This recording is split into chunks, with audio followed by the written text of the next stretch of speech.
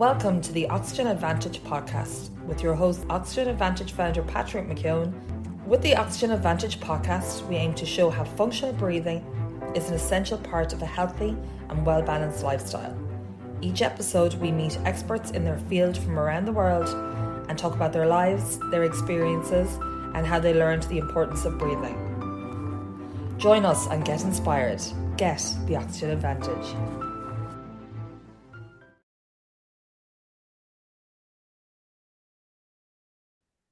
Any of you interested in MMA, boxing, or any combat sports? And it's not just going to be related to that, but we have a big one here and a major winner in a world event. And I'm joined with Rostislav from the Czech Republic. And the individual in question is Jiří Procházka. And I first came across that I was doing an Oxygen Advantage training, and one of the instructors sent me this link and said, you're after getting a great kind of awareness of what you do in terms of Oxygen Advantage. And I've known Rosti for quite a long time here, and Rostislav is the coach. And to get this profile on a world stage, so he was being introduced. And so this is the experience of Rostislav in working with Jiří Procházka. So Ross, very welcome. It's great to have the conversation. Thank you. I'm glad to be here. And I know at the beginning, I can just tell that I'm from Czech Republic, so that's why my English is quite limited. So I hope that for anybody or everyone will be understood very well. Oh, I'm sure they will. No problem at all. And you've taken time out as well. You're building this beautiful house in almost like a protected environment. So you have a lot of work to do. So it's a great test of your ability to stay calm under pressure. That's right. The last few weeks must have been quite exciting for you. You know, was there a little bit of anticipation there? How did it feel just coming up to the fight? And yeah, it was incredible and immense joy. Of course, it's after 3 years of our collaboration with Jiří, George in English, yeah. So it was something unbelievable because we both know that working with breath can't be done in a couple of days.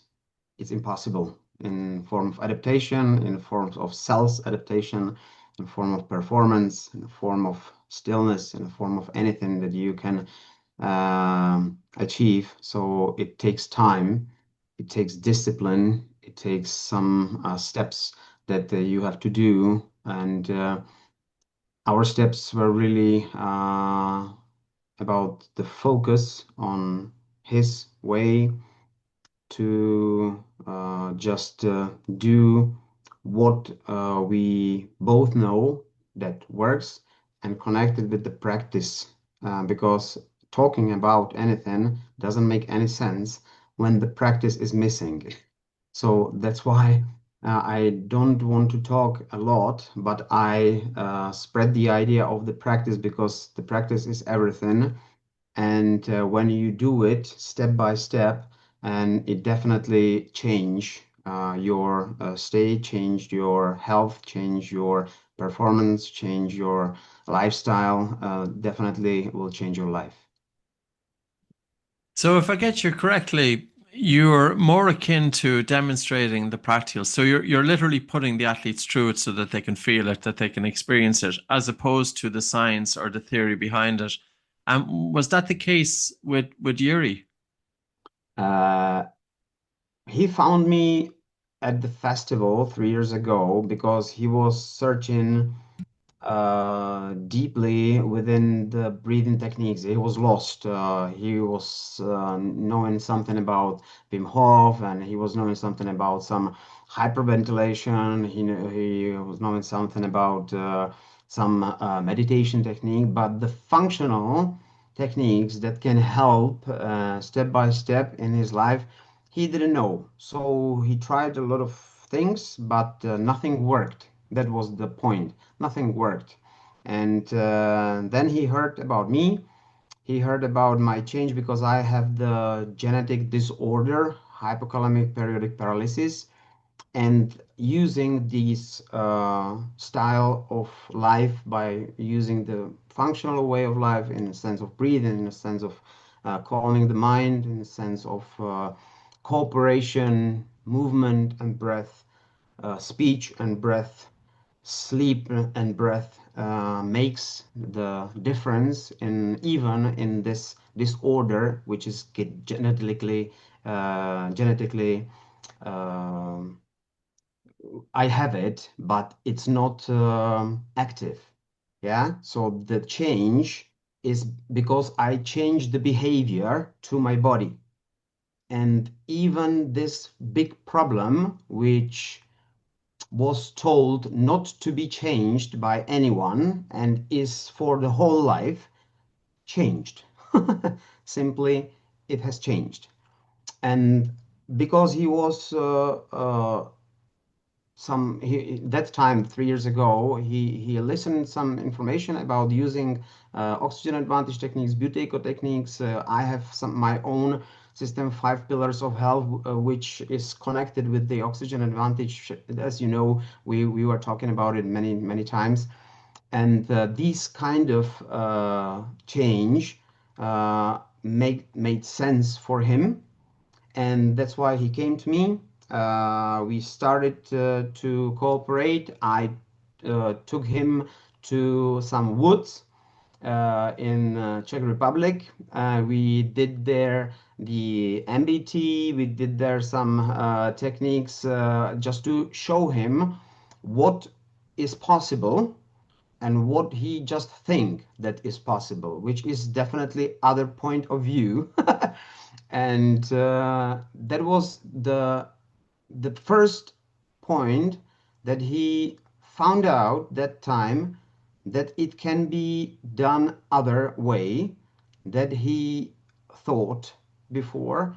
And we started to cooperate. I had some conditions that time just for our cooperation, and he agreed, and that's why we started our journey, and it's now at a very interesting point. That's amazing. So it started off really with a curiosity. He heard of your story. You have a genetic condition which is dormant, and you've been able to, if I use that as the correct word, but you've been able to overcome that condition, that it's not manifesting itself because you're putting this into your health. That generated some awareness, and he was interested in breathing techniques, and he had tried some. And it's always an interesting one because Rostislav is, not all breathing exercises are the same. Not all breathing techniques are the same. And that's why, so you brought him out to the woods, you had him do the maximum breathlessness test. And just to explain that for somebody who may not know it, that's when you breathe in and out through your nose, you pinch your nose, you could walk or jog, or you could run, and you count how many paces that you can hold your breath for. And the objective is that you can hold your breath for between 80 and 100 paces. So it's not for the faint-hearted, especially with one starting off. I gather, you don't have to disclose it, but I gather he had a pretty good score starting out anyway. But then again, that's not always the case. So you started working with him 3 years ago. And did you find it was easy to communicate? So, you were talking to him. He seems then to be quite inquisitive, or like, was he a little bit skeptical, or how was he? You're bringing breathing to him. How did you, if I use the word, convince him, or did it take much convincing? As you know, the world of elite sports is always very specific because it focuses of maximizing performance and efficiency. Yeah. So when you come and somebody hears that you can power your performance when you slow down, so for them it's like, are you crazy? Yeah, what are you talking about?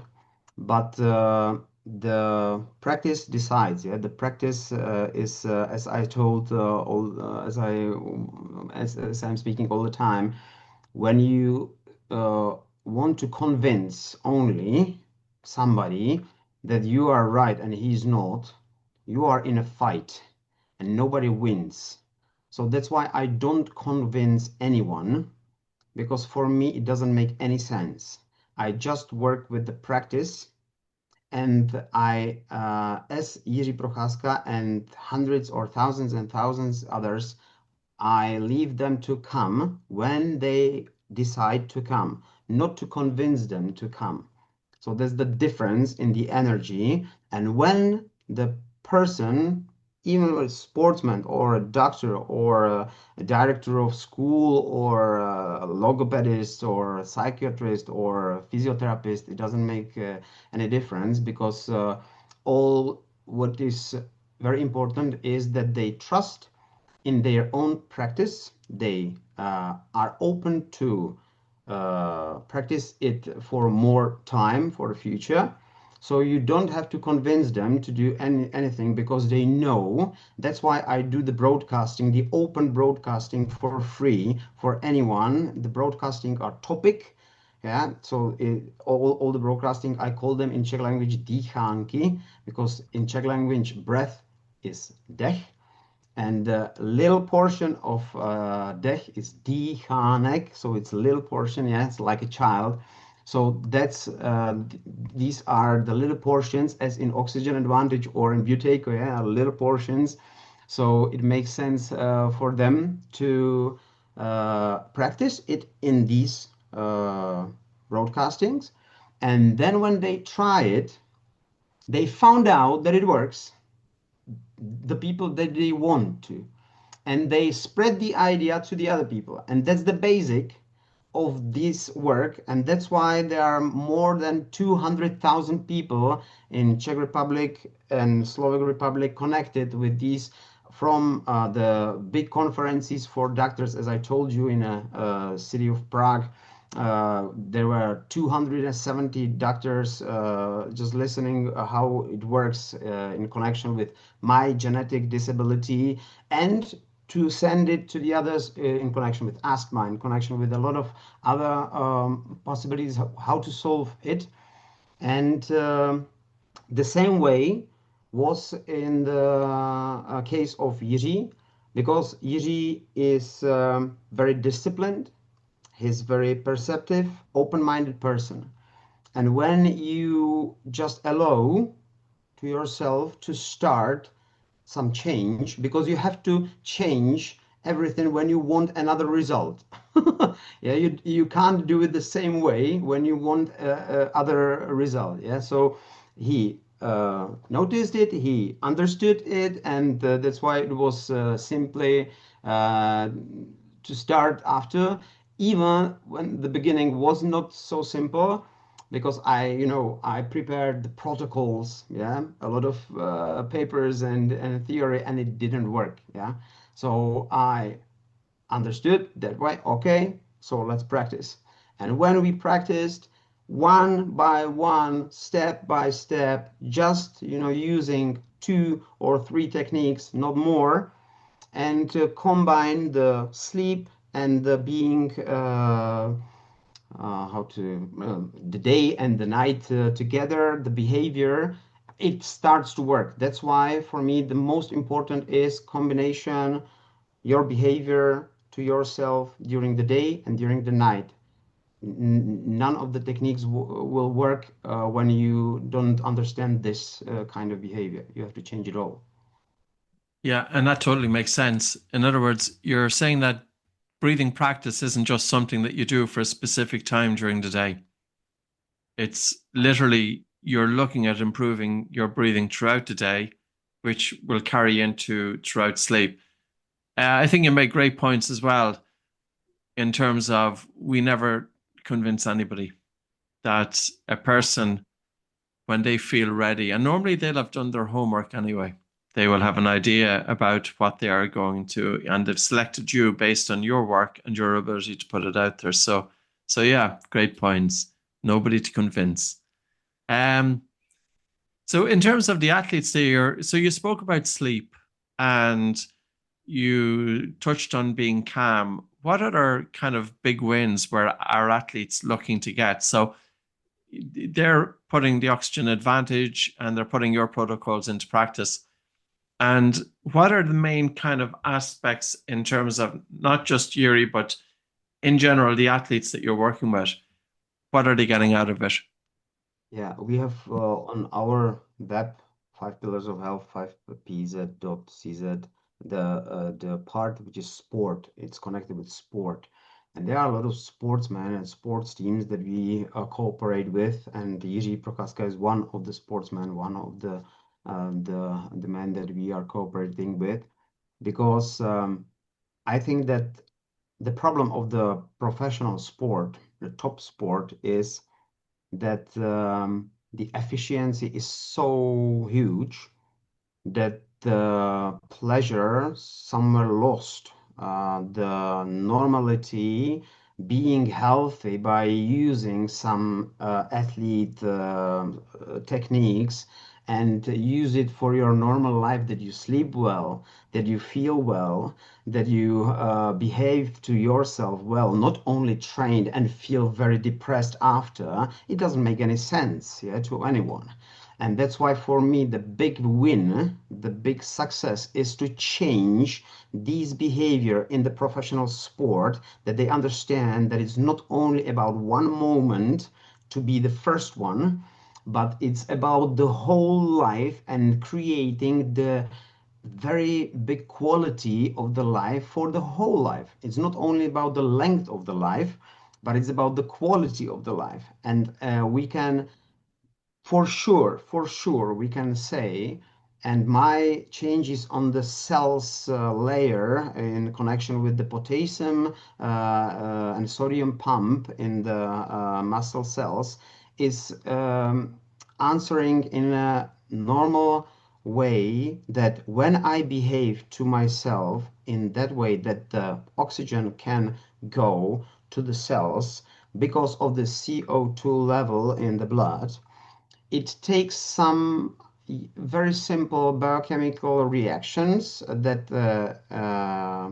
can be used for each cell of my body other way than when I don't do it. It means when I have the very low level of the CO2 tolerance, the genetic disorder is active, because the cells are really in a not good shape. In normal person, it behaves as anxiety, yeah, and you are tired, so it's being tired. But in my body, I'm not tired, I am paralyzed, and that's the difference. That's why I know, because you can recognize it, you notice it when you get to the being paralyzed, yeah.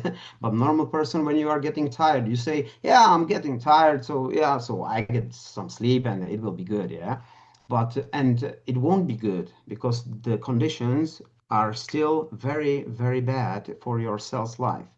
And because my life is others, and I notice in a moment that I do something very bad for my body, in a sense of stress, in a sense of very strength movement that my body can't, how to say it, I can't manage this kind of behavior, in a sense of the movement, in a sense of working with the mind, in a sense of using some kind of food, in a sense of using some kind of hyperventilation in connection with the speech, in connection with the movement, in connection with the sleeping. And these very simple points can show you where your problem is, and when you change it, now new situation, and the genetic disorder sleeps, is not active. And then you find out that when it's sleeping, so the very bad things connected with your behavior are not done, you changed it, and the body is feeling other. And that's the point, that for a lot of people can be used in their lives, in their bodies, themselves. They don't have to use any product. They are the best product of the world, but they don't know it. That's the biggest problem, that the people don't know it. And just let him know it, let them to get known themselves, just to notice that somebody is inside in their life. They notice themselves. They notice how they breathe, how they behave when they are going to work, when they are at home, when they speak with the friends, when they are calling on the mobile phone. It's not only the techniques, it's the normal life. You stay in the normal life, but you behave other way. You behave, you change the behavior and the content of the breath. So, if I understand correctly, because of your condition, you didn't get away with much. And if you were to eat incorrect foods, you would feel it straight away. So that gave you then an innate ability to be able to detect what was good for you and what was not so good. Yeah. Now, you were then talking, well, or at least surmised, that plenty of athletes, they can achieve things, but they achieve it at a high cost. That they often ignore the stress that they're putting their body under. They can cause overtraining. I have seen athletes, and you've seen athletes with chronic fatigue syndrome, that they've literally burnt themselves out. And even though their body might be screaming, their mind has overridden the signals coming from the body. So a big part of the work is, how do we get people to pay attention to what their body is telling them and to work with that? And it's in everyday life. Is that kind of a sum up? Yeah, yeah. I think that in my point of view, the most important thing is to slow down, because the rush, the mental rush, and the daily rush, there it's a lot of things, a lot of activities, a lot of processes. It's a lot. We know it when we work, that we have a lot of connections, a lot of processes, and when you just only follow the ego and you feel the success, yeah, it's great, it works, so let's go, and this, and this, and this, and this. So now you forgot about your body. Nobody's at home, because you are only in your mind following the ego, and you don't know what's happening inside. So the first thing, in my point of view, is to coming back to the body. Notice what is happening inside. Why are you feeling bad when you do something? Why your heart is beating very quickly when you are stressed? Or why are you stressed? How can you change it? What technique, even in a moment, in 1 minute, can change your HRV, your a lot of other processes in your body. Yeah? It's very simple, but we don't do it because we are still in a rush. And in my point of view, even in a top athletes, even in a professional sport, this is a very big problem, because the people are talking about, I'm not a smoker, I don't drink alcohol, I eat very healthy. So what's the problem? Can you see me? I look like a Ken or like a Barbie, yeah? But inside, the Third World War, yeah, because it's stress. Because I want to be the best, so everything is contracted inside. The breath out of the quality, because you are breathing, hyperventilating just to be the best, and you don't even notice that you are out of your possibilities in your body. So that's the point, not only in the sport, but in the whole life of anyone and his options, how to change it. Yeah, you have to notice. You have to notice you in your own life. Yeah, great points. And were there any other factors? Because I know with that interview with Jiří, he spoke about repeated sprintability. So that's quite a bit different to what you were talking there. So you're saying that a lot of your athletes, you bring them into their body, you have them connect with the breath, with the body, with present moment awareness, which is tremendous in terms of recovery. And recovery is very important because it builds up that foundation then that you can push it. But there's another side as well to what you were doing, and that was repeated sprintability. And how do your athletes take to that? And if you can describe it as well, so the techniques that you would use with improving repeated sprintability. Sprintability, I didn't notice the point. So with athletes, one major performance indicator in team sports, but also, say, for example, in mixed martial arts, is an athlete's ability to do all-out effort. So it's near maximum effort, and they've got a very brief recovery before they need to do it again. And this would be their repeated sprint ability. But we train for it, and I know you train your athletes Yeah, in you mean terms of doing breath the same. holding. Yeah, yeah. Yes. I combine the oxygen advantage techniques, and here on this place, I would like to thank you, Patrick, because you are the person that connected me with this world. Yeah, that's why as we meet sometimes, so I'm very grateful for all the time that it's happening because it's really something unbelievable. I connected oxygen advantage techniques, even the sips, the very short breaths in a count of 6, repetitive after one, and then the last one just to spread with the exhale for a longer time. But the point is to connect this behavior to the techniques that lead to the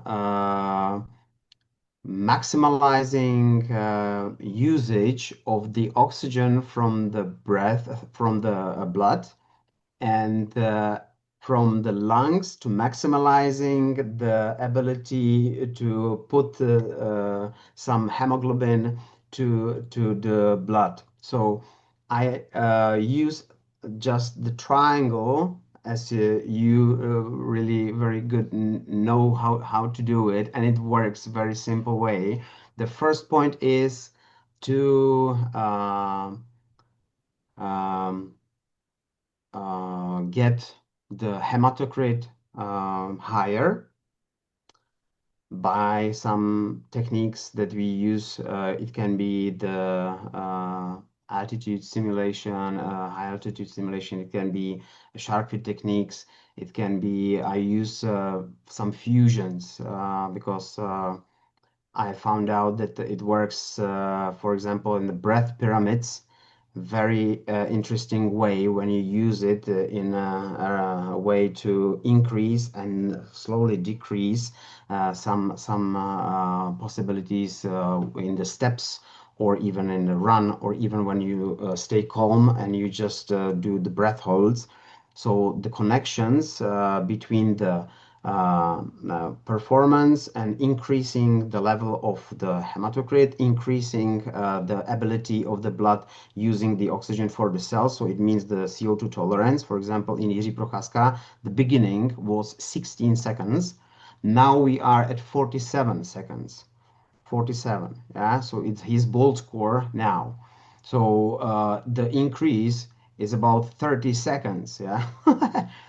So now we use absolutely other techniques than we used before. That's why I can't speak about that this technique is the right one, this technique is the one, because it's not the right one. It depends on your CO2 tolerance, and you have to change it and adapt it with the stay with the new situation in the body of the sportsman. You have to understand it biochemically, what's going on in there. You have to control it by the oximeters and the capnometer. We use even the capnometers, and these are possibilities how to do it in a professional way, style way. But in a normal way, for a normal person, it's very simple too, because he just have to start with noticing what's happening in his body, as I said, in the sense of breath and movement connection, breath and speech connection, breath and sleep connection. This is the beginning of changing the rules that are in the body, starting the damaging or starting the recovery and the functional style of life. Cool. Great. Thank you. And just touching on, so repeated sprint ability, to give a little bit of context with it, this is when an individual is warmed up And a lot of athletes will sprint to stimulate anaerobic glycolysis to get their body to cope better with lower oxygen. But what we do is we put in breath holds during the sprint. Yeah. So breathe. And we use it with George, with Jiří too. Yeah. To breathe in, breathe out, hold your breath, and sprint literally with breath held for about 40 meters or so. You resume normal breathing, or you might have minimal breaths if you want to prolong the effect. You have a 30-second semi-active recovery before you do it again, and you do 5 or 6 reps. And it's tough.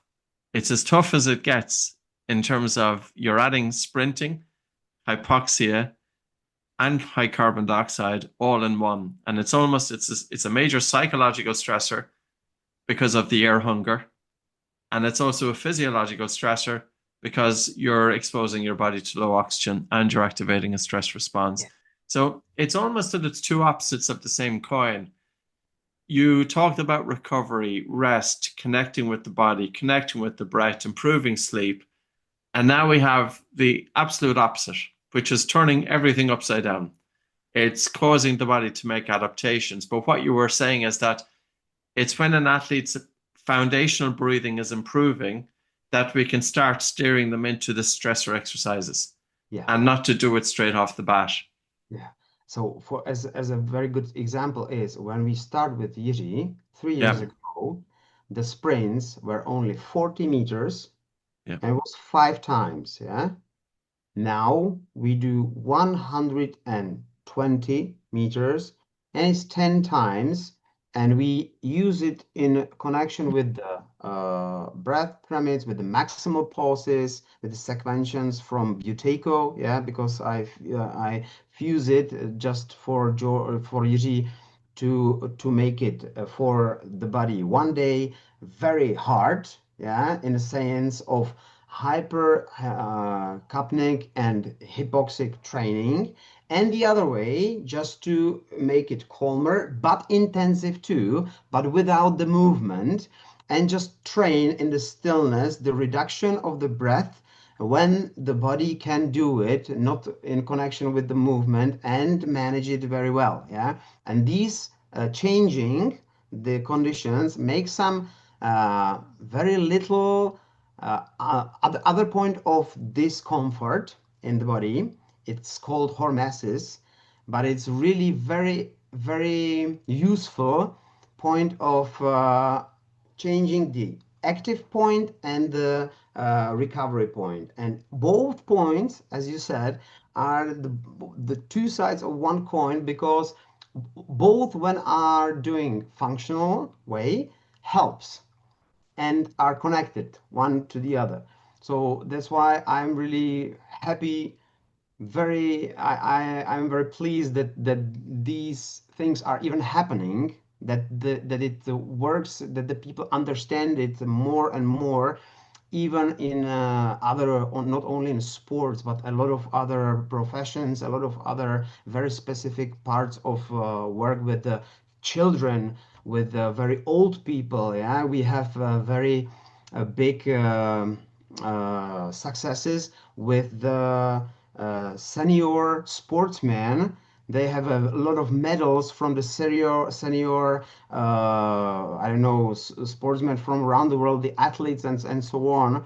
We work with a lot of people from, for example, swimming, because swimming normally said, how can I breathe through the nose when I swim? So we just put together the possibilities how to use it by the swimming, not only just thinking that it's not possible, because it's about something else, not only using the nose. Yeah, and I often feel that when people first think about breathing, their perception of it can be very, very poor, that there's a lack of awareness there. And breathing is hardly being scratched in terms of putting it out there in the sports environment. The potential here is enormous. So any advice on people in terms of starting off? I think I know what you're going to say, but I'm going to leave that question for you. So somebody who is just starting off, they're new to breathing.